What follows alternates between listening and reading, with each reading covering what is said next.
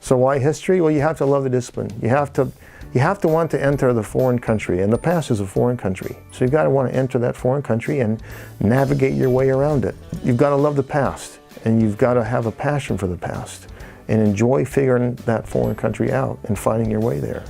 So that's why you do history. If it's your passion, it's your life calling, and then you spend your life pulling others into that country as well and helping them find their way and using the past to figure out what difference it means for how we act here and now.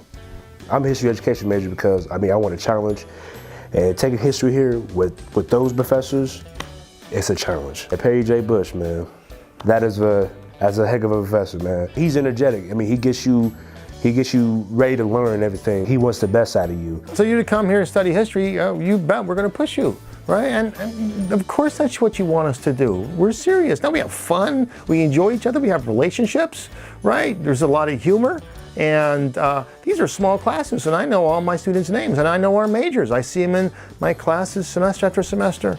It's a small department, but just because it's small doesn't mean that it can't do big things. We've had a lot of hands-on opportunities, so we got a chance to go and do first-hand research on a neighborhood in Lima, and it was research on an area that had never been done before, so it was really exciting getting that experience and being able to actually feel like a historian.